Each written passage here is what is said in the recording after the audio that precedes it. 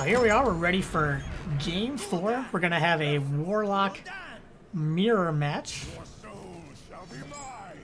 me go ahead and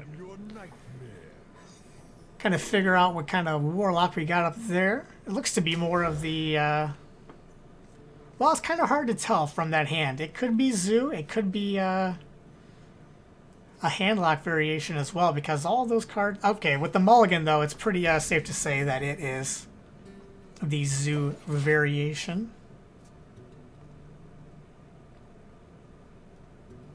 Now that we've seen the Nerubian Egg and the Haunted Creeper, those definitely, and the Flame Imp, those definitely signify more towards Zoo. Whereas the hand he had before with the Defender of Argus, the Abusive, the Loatheb, Dark Peddler, those are cards that could be ran in just about every variation of the Warlock. So wasn't able to make a good read based off that hand, but now I feel a little bit more confident saying that it is Zoolock. And we already know what Chance is doing, having seen it in the last game. Debra, with the help of that Dark Peddler, able to flood the board here very nicely. Able to Dark Peddler, get a 1-drop, another big 1-drop with the Flame Imp, and still had the coin to toss that out there. Knowing that Chance was going to get the value trade on the Flame Imp, he was probably looking for a Mortal Coil. Didn't get it, but establishing a Flame Imp seemed like a pretty good alternative. Now we'll see what he's able to get off this next Dark Peddler. Another Flame Imp, so just Flame Imps galore. If he's not careful, he's going to put himself down pretty low. As we talked about earlier, Zoo does generally not run a lot of heals, if any. They may throw in a Earthen Ring Farseer.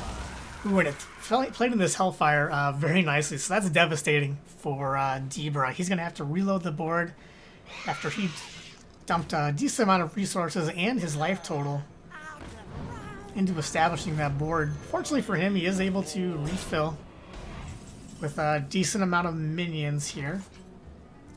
So maybe not as devastating as I first pointed out. Mostly meant that how much damage he had already taken from those Flame Imps to have him cleared off so easily. But that being said, Chance is already down to 17 as well, so pretty similar health totals. And Debra looks like he's setting up for the Void Terror to come down to pop that Nerubian Egg here in the near future. Chance hovering with that Implosion, deciding where he wants to throw it on. The Flame Imp probably would have been the best target for that, but he's going to opt for the Twilight Drake instead and take some value trades. Acidic Swamp Ooze probably not getting too much value in this matchup, so he's just going to play it for tempo. Really the only way that gets any value is if your opponent is able to get out a Jiraxis,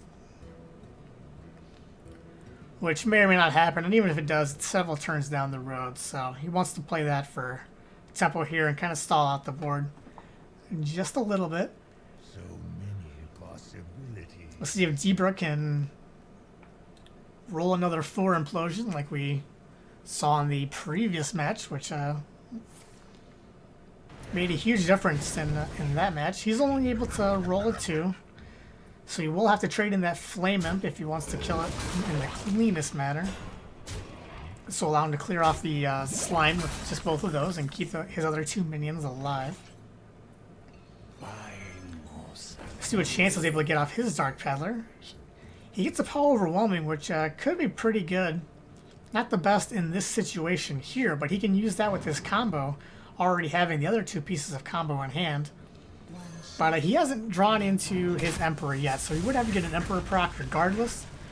So he figures he needs to stall out longer anyway, so with the Elven Archer, it gives him the best impact right now. So that's the justification for Elven Archer.